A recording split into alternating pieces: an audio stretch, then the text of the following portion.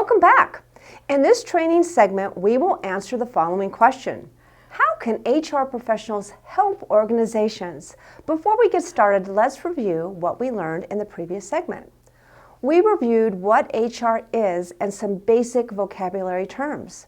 We discussed the role of HR professionals and the 7 key HR business areas were introduced.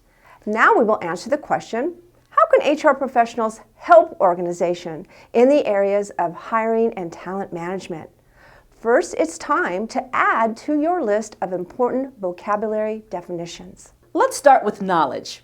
Knowledge is having an understanding of appropriate information, including how one would do a task or how something would work. In HR, we use the term body of knowledge.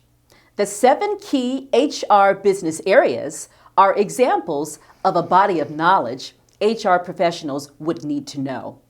So next, skills. Skills are learned through experience or training and measured on the job or in life activities. Some skills require more or less time to see stages of improvement. Another term, abilities. Abilities are qualities needed to complete tasks or make decisions. They can vary based on each person's perceived or actual limitations, exploration, exposure, experience, and desire to use the qualities possessed. Next is KSAs. This is an acronym for knowledge, skills, and abilities. And finally, competencies. Competencies is having KSAs, which can be applied to one specific task or situation. An example, a tourism employee who is knowledgeable about the popular landmarks, restaurants, hotels, and social meeting places would also possess the qualities to work with people, organize tours, and communicate with customers and vendors. As the tourism employee gains experience, the skill level improves. When the KSAs are all measured at an accepted level of satisfaction, a competency has been formed in this task. Think about it this way. What if the organization knew why they needed to hire people for a specific job?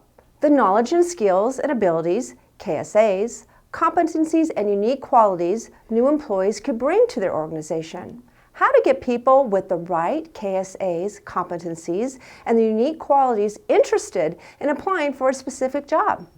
How to ask the right questions to hire the right people, and what employees want so they are motivated to accept a specific job, to then build a really cool career in that organization. Imagine how powerful that would be. Yes, this is very, very powerful.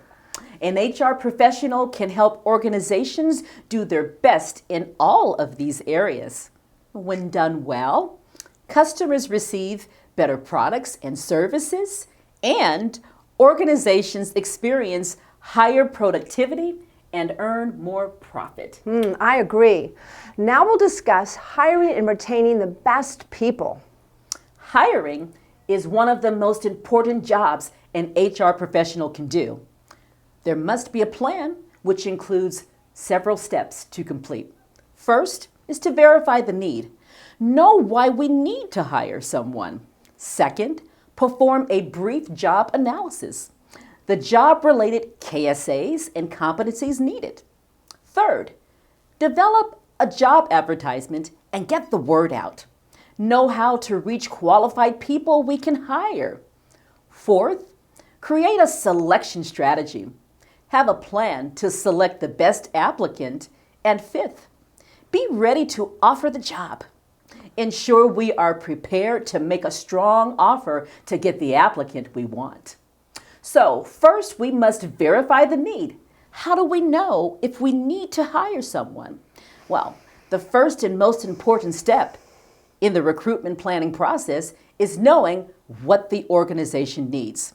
Finding the right employees with the right KSAs and competencies will positively impact customer service and profit. This is an example of how the needs of an organization provides direction for decision making to further support its mission, vision, and goals. We will discuss this in week 2. Now, during the planning process, while determining why the organization needs to hire someone, it is a good idea to consider the following questions. Is someone leaving the company? Have we determined we do not have enough help? Has the business recently increased and we need more help? How many new employees are needed? What type of employee is needed? An example, full-time, part-time, long-term, or seasonal? What duties and responsibilities are required? Will this cost in pay and benefits combined? What is that cost? And what skills or level, length of previous experience is needed?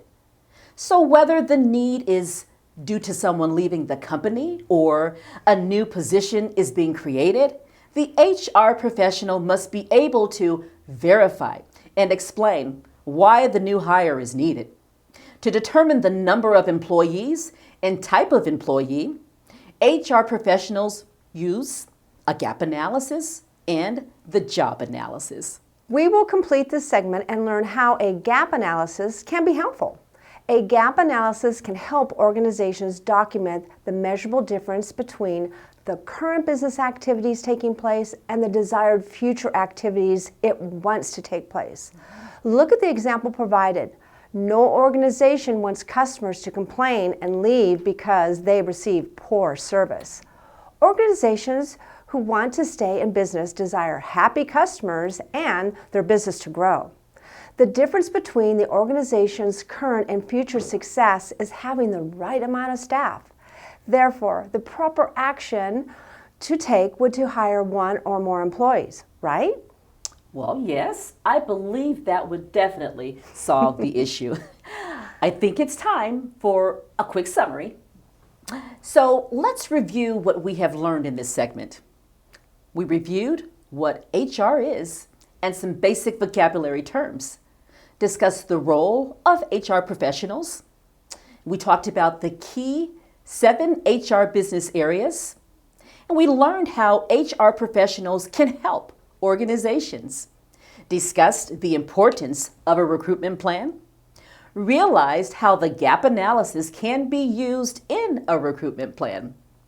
In the next segment, we will continue and learn about the importance of the job analysis.